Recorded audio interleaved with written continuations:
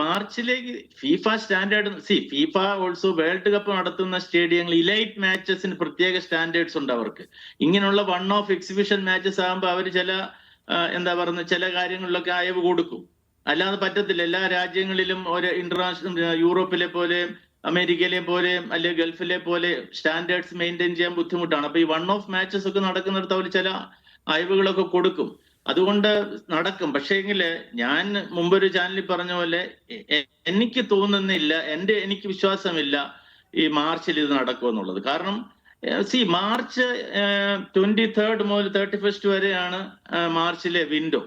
Okay, June 11 world cup തുടങ്ങുകയാണ്. March 31 വരെയുള്ള window കഴിഞ്ഞ് ജൂൺ, ഏപ്രിൽ, മെയ് 2 മാസം 60-70 ദിവസം വേൾഡ് കപ്പിന്റെ കിക്ക് ഓഫിന് മുമ്പ് 8000 മൈലുകൾ ഇത്രയും ലോങ് 16 മണിക്കൂർ ഫ്ലൈറ്റിൽ ഇരുന്നിട്ട് അർജന്റീനിയൻ ടീം കേരളത്തിൽ വന്ന് കളിക്കുമെന്ന് ആരെങ്കിലും വിശ്വസിക്കുന്നുണ്ടെങ്കിൽ അത് വിഡ്ഢിത്തരമാണെന്നാണ് എനിക്ക് പറയാനുള്ളത്. കാരണം അവര് വരുമായിരിക്കും, ഇവര് എഗ്രിമെന്റ് ഉണ്ടായിരിക്കും, അല്ലെ ഇവർക്ക് ഏജൻസ് കാണും, ഏജൻസ് മുഖാന്തരം ഇവർ അർജന്റീന ടീമിനെ അപ്രോച്ച് ചെയ്ത് കാണും. There will be middle men. ഇതൊക്കെ ഉണ്ട്. ഇന്റർനാഷണൽ പ്ലേയേഴ്സിന് തന്നെ ഏജൻസ് ഉള്ള കാലമാണ് ഇന്ന്. ഇപ്പൊ എല്ലാ ഏജൻസ് ആണ്, കമ്മീഷൻ കൊടുക്കും, ഇതൊക്കെ ശരിയാണ്.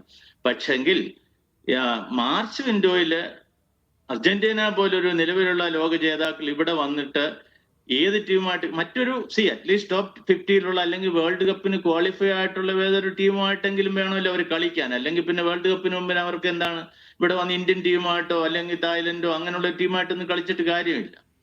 അപ്പോ അങ്ങനെയുള്ള ഒരു ടീമും വേൾഡ് കപ്പിന് ക്വാളിഫൈ ആയിട്ടുള്ള ഏതെങ്കിലും ടീം ഈ മാർച്ച് വിൻഡോയില് വന്നിട്ട് ഇത്രയും ട്രാവൽ ചെയ്ത് കേരളത്തിൽ വന്ന് ഈ എന്താണ് പറയുന്നത് വെരി അപ്രോപ്രിയേറ്റ് ആയിട്ട് ഒന്നും അല്ലാത്ത ഒരു സ്റ്റേഡിയത്തിൽ കളിച്ച് ഒരു മാച്ച് കളിച്ച് ആ റിസ്ക് എടുക്കുമെന്ന് എന്റെ അനുഭവത്തിൽ എനിക്ക് വിശ്വാസമില്ല.